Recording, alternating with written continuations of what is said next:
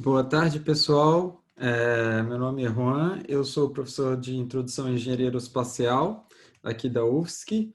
Eu acho que essa é a primeira vez que a gente está numa... Eu, pelo menos, estou vendo vocês desde que o semestre começou, porque nas 2 primeiras semanas de aula não tive aula presencial com vocês. Eu cedia a sala para outros. O pessoal, eu acho que da assistência estudantil falou com vocês, e eu acho que na primeira semana, eu não lembro, mas tivemos algum imprevisto que não permitiu com que eu estivesse lá presente. Bom, queria dar primeiro as boas-vindas a todos, a todas, nesse reinício de semestre. Eu espero que todos estejam bem, que as suas famílias também estejam bem. E eu vou falar aqui nesse nosso encontro síncrono de hoje um pouco sobre como devo ou como pretendo conduzir a disciplina, tá? Eu estou aqui ainda esperando algumas pessoas chegarem, tá? Em torno de 27 pessoas se registraram. A gente tem uma chamada com 35 nomes, então espero que os outros que porventura, né, não tenham comparecido hoje estejam pelo menos acessando o Moodle e conseguindo acompanhar aqui a, a nossa disciplina. Bom, em relação a essa disciplina, que é de introdução, a minha forma geralmente é baseada em palestras, né, que eu dou em sala de aula, né? A ementa dessa disciplina, apesar dela ser de introdução, ela é bem extensa, tá? É uma ementa grande e que geralmente eu tenho dificuldade para cumprir, tá? Mas a ideia, então, que eu pretendo fazer nessa disciplina é o seguinte: eu vou passar para vocês tarefas semanais, e essas tarefas semanais, então, e ocasionalmente a gente vai fazer um encontro presencial, principalmente para tirar dúvidas. Esse encontro presencial pode até ser toda semana ainda, não sei, mas depende muito das dúvidas que vocês tiverem, tá? E eu vou também fazer upload de arquivos, onde eu vou expor assuntos relativos à matéria, tá? Não vou... deixa eu ver uma coisa aqui, eu estou tendo que deixar o pessoal que está chegando entrar. Eu não vou fazer vídeo de todos os assuntos, porque muitos dos assuntos eu vou pedir para vocês lerem, e aí não faz sentido eu fazer um vídeo basicamente reproduzindo o que vocês leram. Eu vou tentar fazer os vídeos mais sobre questões que eu acho que são um pouco mais complexas e difíceis de entender. A parte que é mais trivial, eu vou deixar para vocês lerem e eu vou tirar as dúvidas. Nesse sentido, eu vou disponibilizar textos, né, tanto no Moodle, e eu costumo usar uma referência que é uma referência bibliográfica que eu considero muito boa, só que ela não, infelizmente a gente não tem ela na nossa biblioteca, ou se tem uma cópia, eu acho só. E agora, como a gente está remoto, eu até tenho essa referência em PDF, e eu acho que vocês também conseguem essa referência em PDF. Turmas anteriores conseguiram, por isso que eu estou dizendo isso. Então, a referência que eu pretendo usar mais se chama Fundamentos de Engenharia Aeronáutica. Eu estou copiando aqui, tá, para vocês, estou escrevendo aqui no chat o nome do autor e o livro, tá? É a 7ª edição. E eu peço para vocês tentarem conseguir esse livro, tá? Na internet aí. Se vocês tiverem dificuldade, tá? De conseguir, se alguém não conseguir, por favor, tenta contactar algum colega que talvez tenha conseguido, ou se não, entre em contato comigo que eu posso, então, disponibilizar essa referência através de um link, tá? Mas eu não posso colocar lá o link no Moodle, né? Porque aí isso pode causar problemas para mim. Mas eu vou usar essa referência, vou sugerir a leitura de partes dessa referência, além de outros textos também, tá? Então, vai ter esse texto que eu acho que é o mais completo, mas à medida eu vou também exercer outras atividades, tá? Com vocês que vão envolver outros textos e eu sempre vou estar indicando as referências. Então, temos assim, né? A gente vai ter tarefas semanais de leitura, encontros presenciais para tirar as dúvidas e eu também vou colocar vídeos com partes da matéria. Não vai ser toda a matéria que eu vou gravar vídeo, mas partes dela que eu achar mais relevantes eu vou gravar, tá bom? Se alguém tiver alguma dúvida, por favor, peço para levantar a mão ou pode mesmo falar no microfone, não tem problema, tá? Às vezes como essa sala tem mais pessoas, eu não sei se eu vou conseguir ver quando alguém levanta a mão. Mas acho que sim. De toda forma, se você levantou a mão aí e, e eu não respondi, não estou te dando atenção, você pode falar no microfone também. Bom, eu preparei uma pequena apresentação hoje, tá? Que fala sobre um pouco da história da aeronáutica, tá? Eu vou ter uma apresentação depois que vai falar um pouco da história da exploração espacial, mas hoje eu vou falar só da parte de aeronáutica. E é basicamente o primeiro capítulo do livro que eu indiquei, o Fundamentos de Engenharia Aeronáutica, tá? Então, o primeiro capítulo desse livro eu vou abordar de uma forma sucinta aquilo que está no primeiro capítulo do livro. E agora eu vou compartilhar uma tela aqui e vou ficar... eu acho que a minha imagem vai ficar na tela também, pequenininho aqui, vamos ver se funciona. Eu já fiz da outra vez.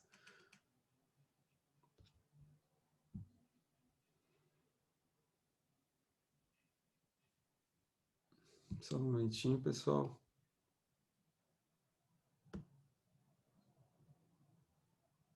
Onde é que está a minha apresentação?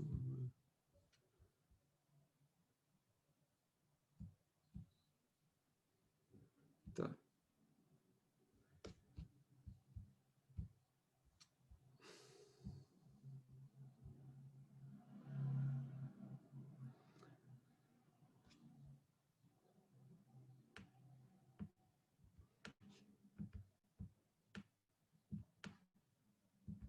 Bom, então, hoje eu vou falar sobre o assunto que são... Bom, bem-vindos ao curso, né?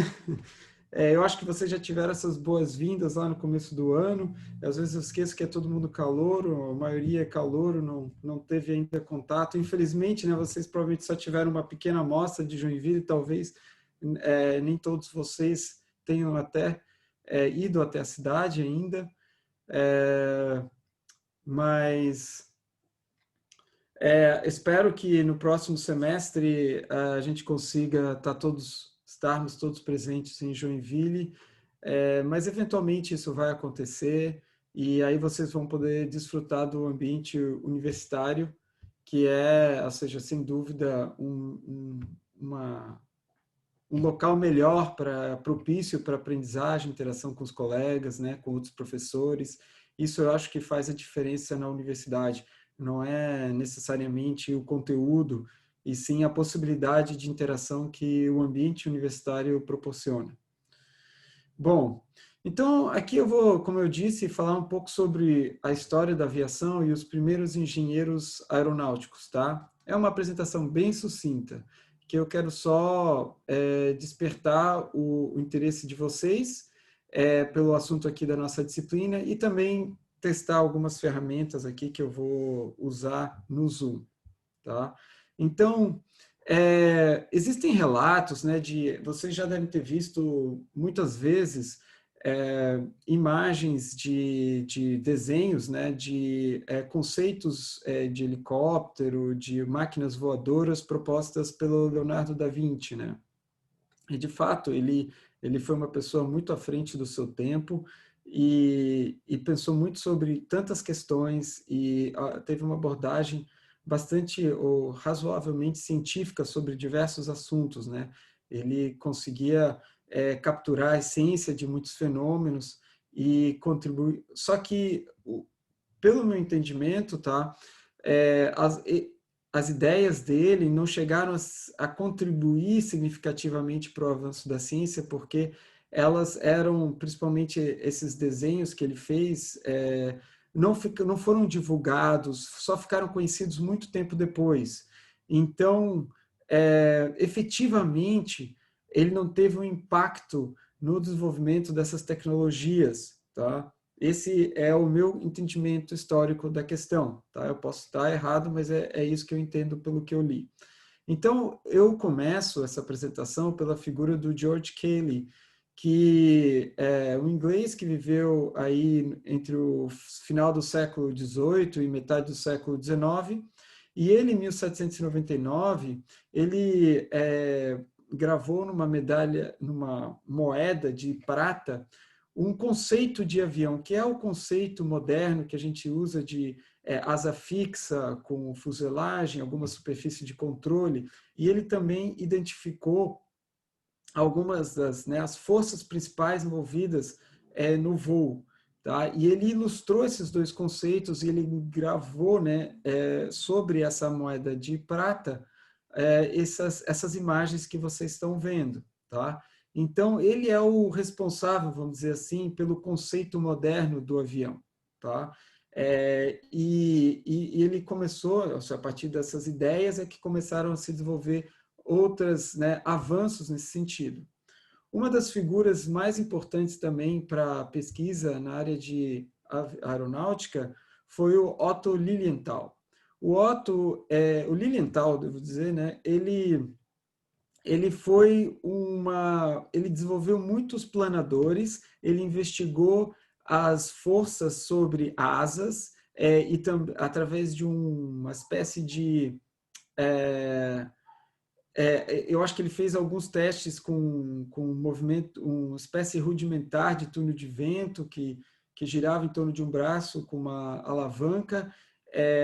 Ele também pesquisou efeito de cambagem, ou seja, o arqueamento na asa. Então, ele estudou extensivamente perfis de asa, fez muitos e muitos planadores, e ele mesmo testava esses planadores a partir de um pequeno morro que ele, dependendo das condições do vento, ele conseguia, então, planar a partir, correndo a morro abaixo. É muito parecido com o que parapentistas, por exemplo, fazem, o pessoal da Asa Delta também faz. Mais ou menos o mesmo estilo.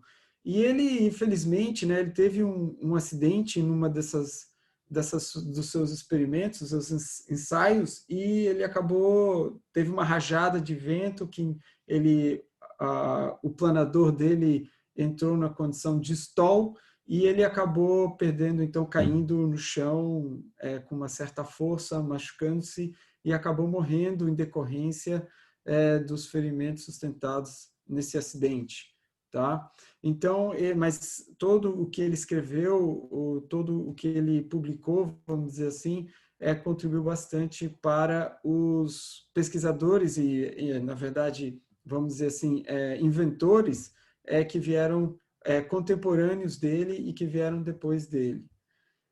Então, você vê, ele falece em 1896. Mais ou menos nessa época, também tem uma outra figura muito importante nos primórdios da aviação, que é o Samuel Langley. E hoje a gente tem, né, por exemplo, tem um dos sítios da NASA tem o nome dele, Langley. E o Samuel Langley foi um dos primeiros diretores do Instituto Smithsonian. Inclusive essa foto, né, que eu estou mostrando aí, é de um dos veículos que ele criou. Foi o primeiro veículo não tripulado, tá? Não tripulado, uma espécie de aeromodelo de proporções significativas, chamado de aerodromo número 5. E esse aerodromo, chamado assim, propelido também por um motor, esse aerodromo ele voou, mas ele não era tripulado, né? Então não precisava carregar um ser humano, um piloto. Mas o conceito, né, ele depois tentou estender esse mesmo tipo de conceito de avião para escalas maiores, né, para testar com piloto, mas fracassou. Tá? Então, as tentativas que foram feitas com uma escala, um avião em escala maior, com o piloto, não deram certo. Ele tentou fazer vários lançamentos no Rio Potomac, com um lançamento, eu digo porque usava um pouco de uma catapulta assim para acelerar o avião que estava sobre o convés de uma espécie de barco, assim, e não deu certo. O piloto era, eu acho que foi o Glenn Curtis, que também contribuiu com a aviação depois, mas não deu certo. E depois tentaram até... Houve durante muito tempo uma disputa sobre qual seria o primeiro avião capaz de sustentar voo. E o Samuel Langley, ele, como eu disse, ele era diretor, foi o terceiro diretor do Smithsonian Institute, que é uma instituição prestigiosa que tem um certo influência, né, sobre a opinião popular. E ele usou, de uma certa forma, dessa influência para advogar, ou o Smithsonian, tendo ele como diretor, na verdade, usou essa influência para, digamos, advogar em prol do avião do Samuel Langley, que a essa altura já tinha falecido. Mas, inclusive, isso acabou gerando uma disputa com os irmãos Wright, e os irmãos Wright, em função disso, doaram o modelo original do avião deles, o Flyer, para o Museu de Ciência de Londres. Então, por muito tempo, o Flyer, né, dos irmãos Wright ficou hospedado pelo Museu de Ciência em Londres e não nos Estados Unidos. Eventualmente, houve uma retratação, um reconhecimento pelo Smithsonian Institute do pioneirismo dos irmãos Wright, e aí o Museu de Ciência de Londres devolveu, quer dizer, entregou o modelo do Flyer, dos irmãos Wright, de volta ao Smithsonian Institute, e hoje, quem tiver o privilégio um dia de visitar o Smithsonian Institute em Washington, pode ir lá contemplar o modelo Flyer dos irmãos Wright, que hoje está lá hospedado. Tá? Ele também era um professor de astronomia, ele era diretor de um observatório. Ele que fez também vários ensaios, uma espécie de rudimentar de túnel de vento, que era um braço que girava e na ponta tinha um perfil de asa e tinha um mecanismo aí para estimar as forças envolvidas. Tá? Então, essa é a história por trás do Samuel Langley. Você veja, eu estou apresentando aqui algumas figuras que foram relevantes aí. Claro que a lista tem muito mais, e eu depois, no final da apresentação, vou sugerir algumas dicas de leitura, caso alguém queira aprofundar-se um pouco mais nessa questão histórica. Bom, logo em seguida, a gente tem aí o advento do século XX, né? Os irmãos Wright surgem como os primeiros a construírem um avião capaz de voar tripulado com motor próprio, né? E o primeiro voo é no dia 17 de dezembro de 1903. Essa foto que vocês estão vendo é de um voo posterior, tá? Não é esse voo de 1903. Ele foi noticiado, esse voo, tinham testemunhas. De todo modo, vamos dizer assim, ocorreram vários voos dos irmãos Wright antes do voo do Santos Dumont. Então, para mim está claro que os irmãos Wright foram os primeiros a realmente, pelo menos do ponto de vista histórico, hoje, o que se conhece é que eles foram os primeiros o que está bem estabelecido é que eles foram os primeiros a construir um avião capaz de voar tripulado com propulsão própria. Tá? Quem questiona essa data de 1903, tem vários outros voos que aconteceram antes do voo do Santos Dumont. Então, Eu acho que essa questão não existe muita discussão em torno dela mais. Assim, existe muito fervor, vamos dizer, nacionalista, talvez, patriotismo, mas no final das contas os fatos são alheios a isso e eu acho que não há muita discussão em torno disso. Os irmãos, quem voou a primeira vez foi, se não me engano, foi o Wilbur Wright, e ele faleceu relativamente cedo, acho que de febre tifoide, em 1912. Os irmãos Wright, a grande contribuição deles, tá, foi principalmente para a questão do, além, claro, de realmente conseguir fazer o voo de forma tripulada, eles conseguiram solucionar o problema do controle do voo, que é um problema importante. É como que você manobra um avião e como que você faz essas manobras de forma a manter a estabilidade do voo, tá? Então, a gente vai ver depois que o 14 bis ele tinha um controle mais rudimentar, ele não tinha o mesmo complexidade de controle, por exemplo, do avião dos irmãos Wright, tá? Que eles posteriormente fizeram. Talvez não o Flyer 1, mas aviões posteriores, tá? Então, eles foram realmente os responsáveis por essa questão de controle do voo e também eles foram os primeiros a fazer talvez não os primeiros, mas eles definitivamente fizeram ensaios em teste em túnel de vento, um túnel de vento de pequena escala, mas eles fizeram ensaios de túnel de vento e foram muito metódicos, tá, na abordagem deles. Eles, inclusive, corrigiram resultados dos perfis de Lilienthal e eles ajudaram a avançar, criar um corpo de conhecimento técnico em torno de escoamento, em torno de diferentes tipos de perfis. E eles fizeram isso através de muitos e muitos experimentos, tá? Então, eles tinham uma fábrica de bicicleta, em Dayton, no estado americano de Ohio, e é assim que eles começaram, né? Eles também trabalharam, tinham um técnico, assim, que era muito importante para o sucesso dele, um técnico em mecânica, que inclusive ajudou, acho que foi ele que construiu mesmo o motor do avião dos irmãos Wright, então foi uma figura fundamental para o sucesso deles. Se vocês podem até ver no YouTube, tem entrevistas feitas na década de 40 com esse técnico mecânico que ainda era vivo na época, tá? Você consegue achar essas entrevistas. Tá? Então, os irmãos Wright, eles não eram muito conhecidos, né?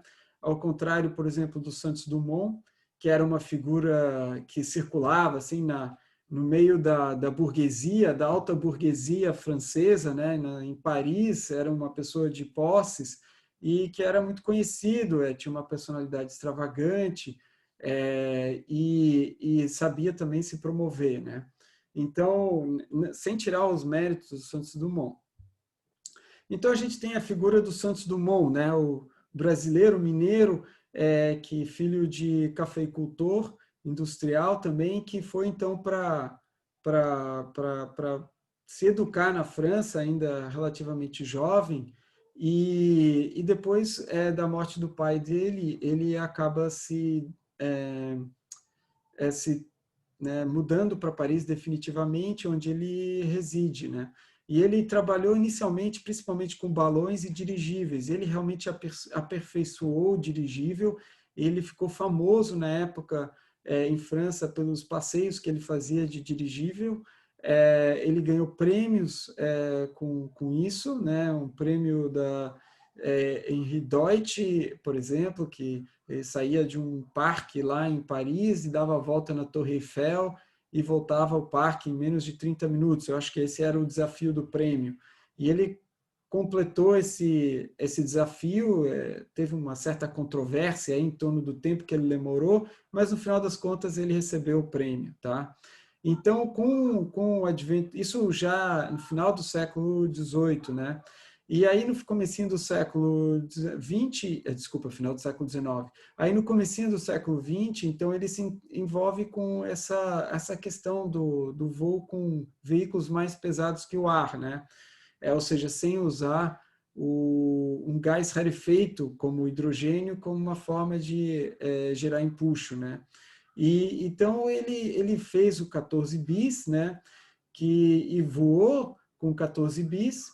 Ele tinha um pouco de dificuldade de controlar esse avião, mas assim, inicialmente foi ele considerado amplamente como o primeiro a construir um avião que voasse de forma tripulada, né? E conseguisse voo sustentado. Ele foi o primeiro considerado inicialmente, principalmente também pela figura dele, que era muito famosa e conhecida na época. Eventualmente, essa opinião muda um pouco, porque os irmãos Wright então ficaram sabendo disso, né? E aí eles também tentaram demonstrar que eles haviam voado primeiro, já tinham voado na época do voo do Santos Dumont. Inclusive, eles então vão para a Europa para fazer uma demonstração do voo, né, do Santos Dumont. Uma demonstração para a sociedade parisiense, principalmente para o Clube de Paris, para mostrar que eles sabiam voar, né? E eles fazem isso, eu acho que em 1908, se não me engano, ou talvez um pouco antes. E quando eles fazem isso, ficou evidente que o avião dos irmãos Wright tinha uma capacidade de voo, de controle, muito superior ao que existia na época. Então, ficou meio claro, até mesmo para esse pessoal que estava em Paris, de que esses irmãos Wright não fizeram isso da noite para o dia, né? Já várias pessoas estavam tentando resolver esse problema do controle, e eles, então, os irmãos Wright conseguiram isso, né? No entanto, o Santos Dumont, ao contrário dos irmãos Wright, né? O Santos Dumont, ele tinha ele não precisava, ele não dependia da atividade dele como aviador ou como inventor para se sustentar. Ele tinha uma herança, ele tinha recursos, então ele não precisava trabalhar necessariamente nesse sentido, né, para se sustentar. Então ele tornou todas ele não tinha a necessidade de fazer, por exemplo, uma patente do avião. Já os irmãos Wright, eles não eram de mesma, né, não tinham a mesma fortuna, e eles precisavam pensar em como tornar o avião deles comercialmente viável, então eles patentearam, queriam proteger também a descoberta deles, né? Isso provavelmente também dificultou com que a descoberta ficasse amplamente conhecida, porque eles temiam muito que as pessoas fossem copiar o que eles fizeram, tá? E o Santos Dumont, ele continuou, né, desenvolvendo aviões depois do 14 bis, e talvez a contribuição maior dele, né, seja o Demoiselle. E o Demoiselle foi um avião de pequeno porte. Esse que está sendo mostrado aí na figura, ele não... Parece que esse avião aí não voou especificamente, não conseguiu voar, mas tem modelos depois que ele substituiu essa pá que vocês estão vendo ali, o rotor, na verdade, é a hélice que está com... Ela é uma hélice com fábrica, né? Depois ele substituiu isso por uma hélice de madeira, tá? Então, nos modelos posteriores do Demoiselle, ele fez essa substituição. Mas isso foi uma espécie de ultraleve, né? Se você olha para o Demoiselle, você vê que é um ultraleve, talvez o primeiro ultraleve. E ele disponibilizou projetos, desenhos das partes para a construção do Demoiselle para revistas que publicaram, então, artigos com esses desenhos. Então, qualquer um que tivesse assim alguns recursos e pudesse né, ou construir por meios próprios ou contratando alguém para construir, conseguiria fazer um Demoiselle. Então, isso ajudou bastante na popularização da aviação, porque muitas pessoas puderam passar a voar, né? E então esse foi, eu acho que né, foi um dos legados do Santos Dumont. Já próximo de 1910, o Santos Dumont ele meio que se retira da vida pública, e ele é acusado pelo governo francês, inclusive, de um pouco mais depois de estar colaborando com os alemães, como sendo um espião alemão. Isso deixa ele muito desiludido, muito triste. E aí ele depois volta para o Brasil e comete suicídio. Hoje é bem... acho que não existe muita discussão em torno disso. Ele comete suicídio em 1932. Tá? Então, o Santos Dumont, sem sombra de dúvidas, uma grande figura da aviação, dos primórdios da aviação. E, bom, esse livro, e aí, de aí em diante, né, os desenvolvimentos são muitos e a evolução tecnológica é surpreendente. Aqui eu estou mostrando um gráfico para vocês da velocidade, aqui no caso em milhas por hora, como função do tempo, né? E os diferentes progressos, né, nesse sentido de ir mais rápido e mais alto, né? Esse é o lema. E o que você vê é um crescimento muito rápido em termos de capacidade, a velocidade de voo de vários modelos de aviões, tá? Se vocês verem, você tem o mais, ele é o X-15, né? Só que esse aí é um avião, tudo que começa com X ali são aviões experimentais, aviões experimentais, ou seja, não são aviões produzidos em série, tá? E os aviões experimentais de pesquisa geralmente levam essa letra do alfabeto, X, na frente, principalmente da NASA, né, no caso. E esse avião X-15 chegou a 4.100 milhas por hora, né? A gente tem também um outro avião aí que é importante, é o Bell Bell X1, não sei se é o X1A, que é o que, eu acho que é o que, agora não sei se é o Bell XS1 ou X1A, enfim, um desses dois, eles é o primeiro avião a quebrar a barreira do som, que era uma espécie de, isso eu acho que aconteceu em 47, então deve ser o Bell XS1. Então isso é um marco, né, na aviação. Existia muita dúvida naquela época em relação ao que acontecia quando você quebrava a barreira do som. E para o piloto não acontece nada. Basicamente, ele não sente muita coisa. Talvez o indicador do número de Mach dá uma chacoalhada, mas fora isso, não acontece nada. A aerodinâmica desse avião, ele é muito diferente da aerodinâmica dos aviões supersônicos modernos, então se avançou bastante nessa área. E a gente também tem outros aviões aí, por exemplo, o SR-71A, que é o Blackbird, né? O famoso Blackbird, também um avião incrível, que, se não me engano, chega a Mach 3 por aí. Tá? E hoje não existe tanta ênfase nessa questão da velocidade, você vê que a curva meio que parou de crescer na década de 70, e hoje os aviões mais modernos, eu acho que eles dão mais ênfase na manobrabilidade do que na velocidade.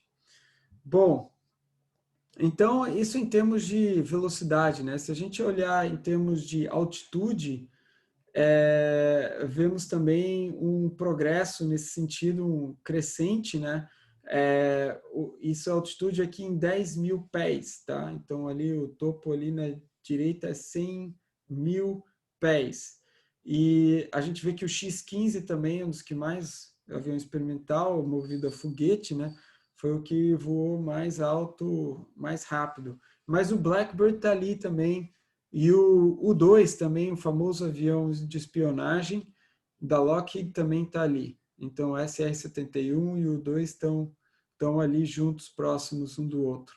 Tá? Então, só para vocês terem uma ideia aí da evolução temporal, tanto da velocidade quanto da altitude, como de vários modelos diferentes de aviões.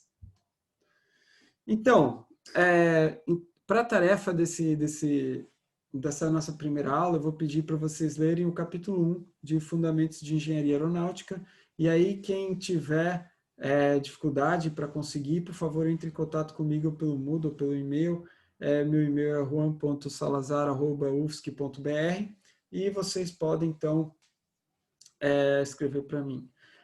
E também vai estar lá listado no Moodle uma tarefa de leitura. No que consiste essas tarefas de leitura? Né? Você vai ver que é meio redundante, né? Leitura e tarefa de leitura. Porque na tarefa de leitura eu vou pedir para você escrever se você tem alguma dúvida, o que você achou de interessante, o que você gostaria que fosse mais bem explicado, algum feedback, para você me dar algum feedback em torno daquilo do assunto que você leu, tá?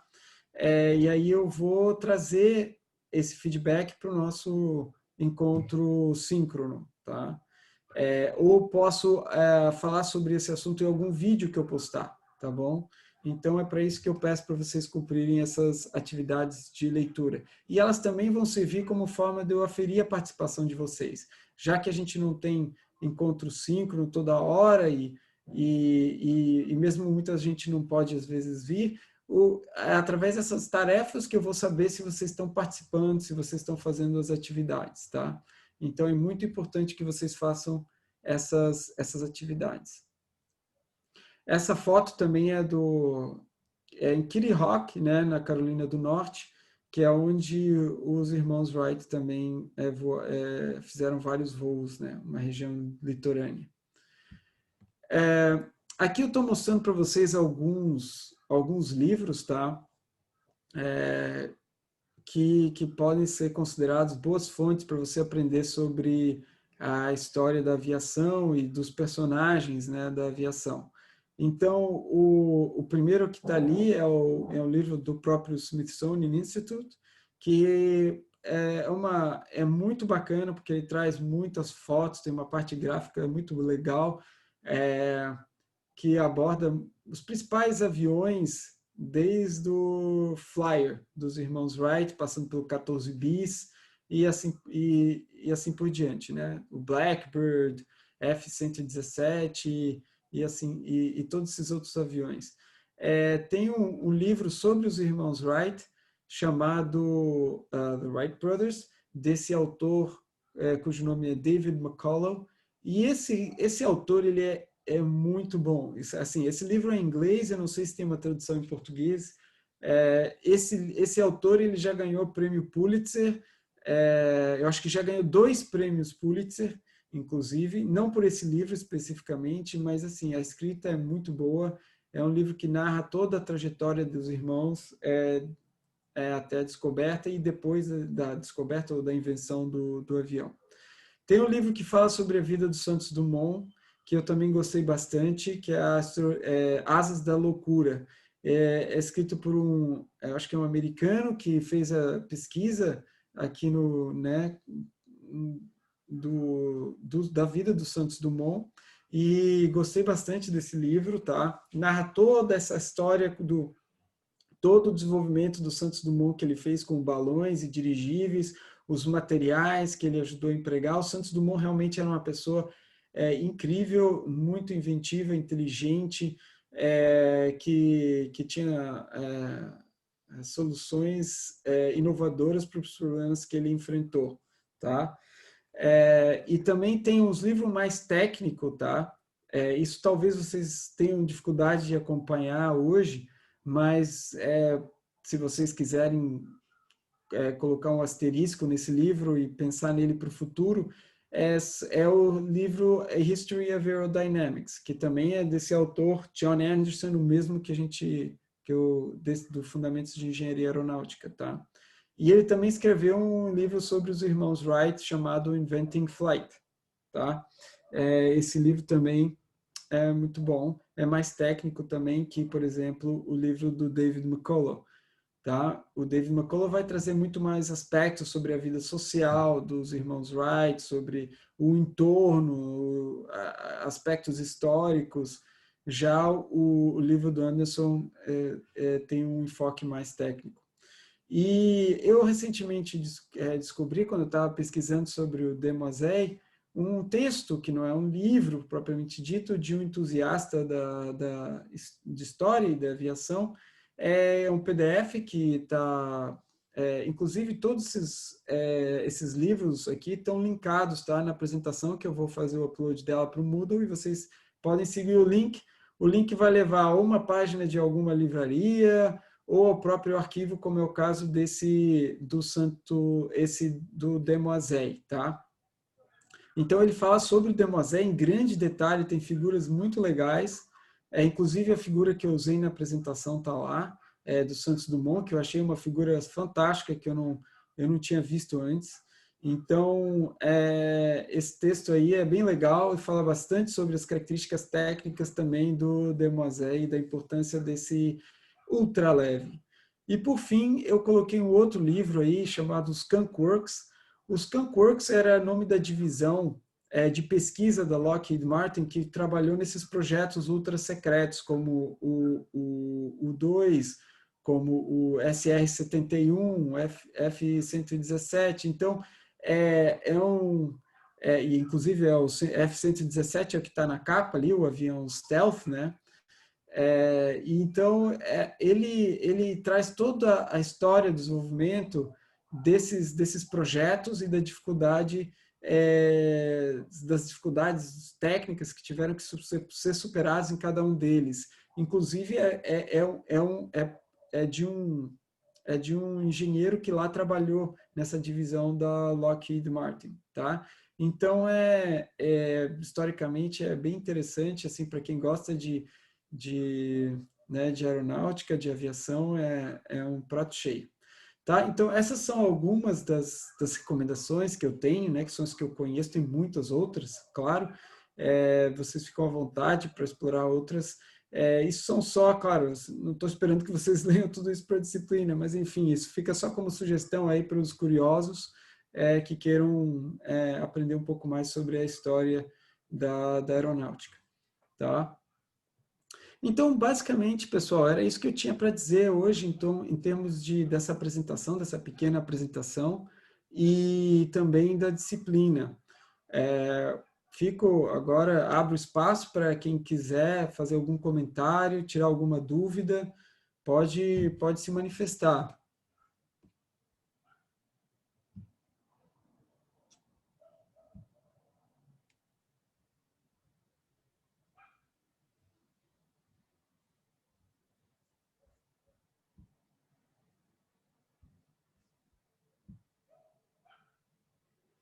Sem dúvidas, ninguém vai falar nada.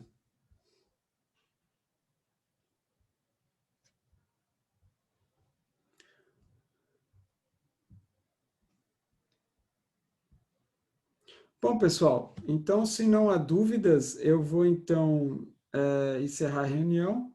E aí, vocês ficam com essas atividades, né, para fazer. Sim, o João está perguntando aqui se...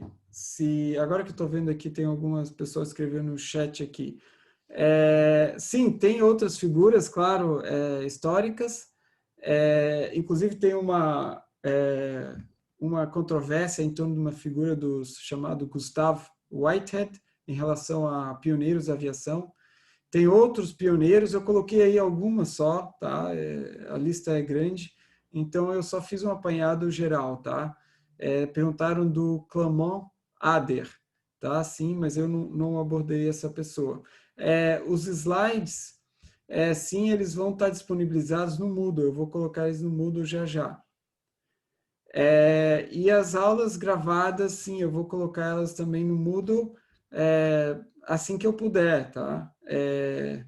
Essa aula, nosso encontro, eu vou colocar rapidamente no Moodle, mas pode ser que eu demore um pouquinho, enfim, me dá pelo menos assim, algumas horas para colocar essas coisas no Moodle, mas vou colocar sim. Já vou colocar lá. Mais alguma pergunta?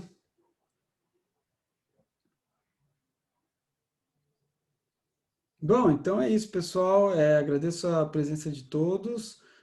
Espero que vocês consigam aproveitar bem o semestre. Existem grandes desafios aí em termos de como é que esse estudo vai ser conduzido, mas eu acho que com boa vontade tanto de vocês quanto nossa, a gente consegue aproveitar bem e avançar sem que vocês percam mais tempo de formação de vocês aí, tá bom? Então, pessoal, obrigado. Eu vou então encerrar a reunião aqui. E aí, fiquem atentos a qualquer tipo de notificação que eu fizer. Eu devo já entrar em contato com vocês sobre esse primeiro capítulo, a atividade de leitura, e, e possivelmente já na semana que vem eu poste um vídeo também sobre um assunto do capítulo 2 já, tá bom? Abraço, pessoal, e uma boa tarde aí para todo mundo.